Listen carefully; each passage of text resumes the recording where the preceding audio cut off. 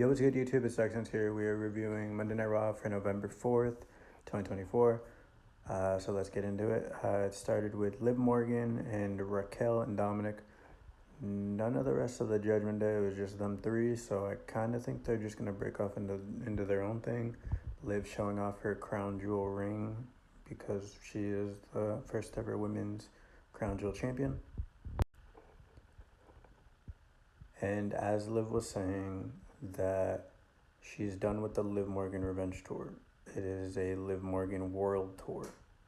That they're seeking out everything. That she has all these goals. That Dominic's gonna hopefully win the Fatal 4-Way to challenge Gunther for the world title, and they're just gonna take over. Just them three.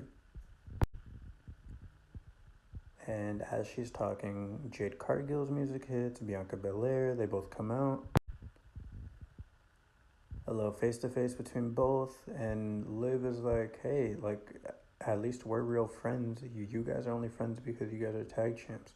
Once you guys lose those, Bianca, be warned, because Jade's going to turn on you. Which led to Bianca slapping Liv in the face. Adam Pearce came down and basically said that there is going to be a number one contenders women's battle royal to determine who will face Liv Morgan next.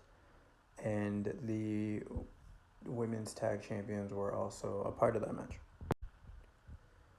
So in this match, there's like a lot of people. There's the women's tag champs, Zelina Vega, Io Sky, Lyra Valkyria, Kairi Sane, a lot of people in here. So the final four ended up being Bianca and Jade against Lyra Valkyria and Io Sky. With the help of Raquel Rodriguez and Liv Morgan, they eliminated the women's tag team champions from the match. So they were kind of pissed. I could probably see a feud where we end up getting Jade and Liv maybe one day. I don't know. Jade looks pretty pissed off though. And the final two in the match were Io Sky and Lyra Valkyria. Io Sky ends up winning. She hits a really cool, like, German suplex looking thing onto Lyra, which eliminates her from the match. So she is the number one contender for Liv Morgan's world title, women's world title. Congrats to Io. That should be a solid match. The next segment in the night was pretty much Xavier Woods and Kofi talking how Woods was saying that it's Kofi's fault that they lost. Because Woods saw Rey Mysterio trying to get into the ring as, you know, as they're about to go for the midnight hour, like, finish or whatever, you know, just not the midnight hour, whatever their finisher is. As they were gonna go for that, Xavier saw Rey Mysterio about to get back in the ring, so he's like, okay, let me take out Rey real quick, and then that caused, you know, War Raiders to take advantage, and War Raiders are the number one contenders. So Woods basically placing the blame on Kofi, and Kofi's like, bro, what are you talking about? Midway through their little segment, though, it cuts to Miz down here. He was captured by the Wyatt Six, Bo Dallas and Dexter Lumis, Joe Gacy, Nikki Cross, just naming the members so you guys are familiar with them. But yeah, it was a pretty crazy segment. Miz was basically saying, like, look, like, you guys want Final Testament, you guys don't want me. And Bo's like, I don't give a, like, he basically said, I don't give a crap about Final Testament. Who we want is you. Like, dude, this is crazy. Some dissension in the New Day, as it was Xavier and Kofi. I believe they faced the War Raiders in a match, just to kind of, not like a sign of respect type of thing, but just to kind of like get their back basically from losing last week. So there was some. Kofi basically had the match won. He just had to hit the Trouble in Paradise, and dude, they would have won the match. But Woods tagged himself in. ends up getting pinned. They lose. So WWE announces on the road to WrestleMania, they're basically going to be going on a world tour. They're going to be going to Spain. They're going to be going to Germany. They're going to be going to Belgium. They're going to be going to Italy. They're going to go to Northern Ireland. They're going to go all over.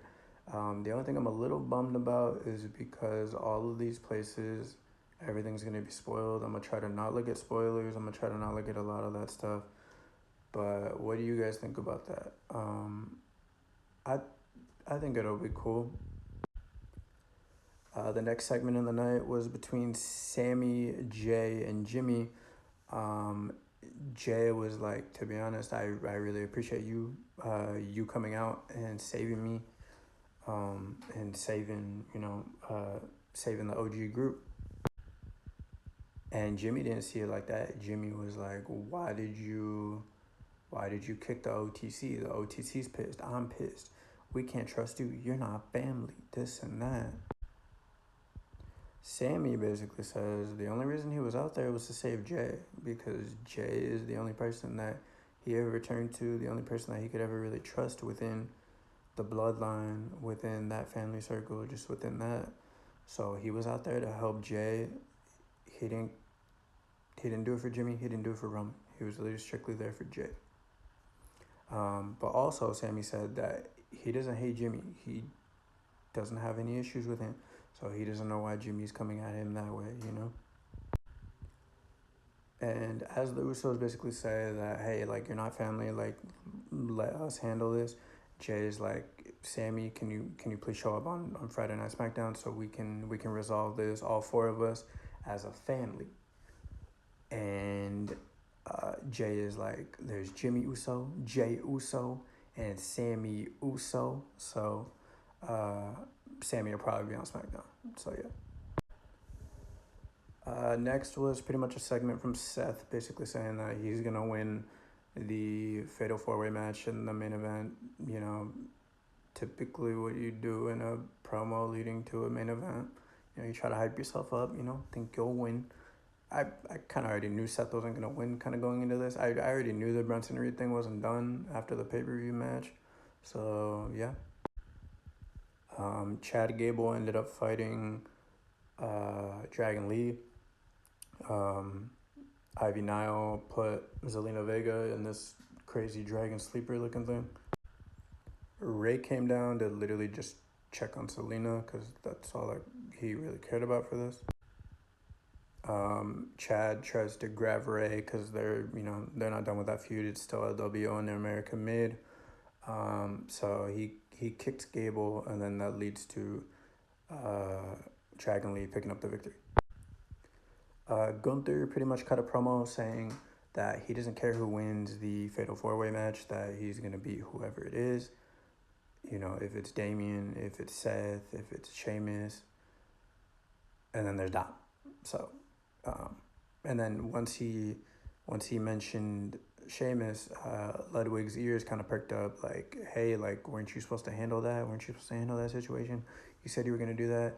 So I wouldn't be surprised if we do end up seeing Ludwig and Sheamus later down the line. So as the main event goes on, Bronson Reed does get involved. He basically lays out everybody. He hits a tsunami on Damian Priest. He hits a tsunami on Sheamus. He attacks Seth Rollins. He hits a crazy looking tsunami onto Seth, onto the freaking announce table, which looked crazy. And Dom, being the dastardly heel he is, tries to pick up the scraps, tries to pick up the win. Damian breaks it up as it was literally like 2.8 seconds or whatever. And dude, Dom, I thought Dom was going to win. I was like, okay, cool. We're going to get Dom and Gunther. But the winner ended up being Damian Priest. He hit a South of Heaven chokeslam onto Dominic Mysterio. So the night pretty much ended with Gunther and Damian pretty much, kind of like a face-off, like, hey, we're doing this again. That was pretty much it for Monday Night Raw. Please let me know what you guys thought of the November 4th episode. Please leave a like, comment, subscribe. I'll see you guys in the next video. Later, y'all.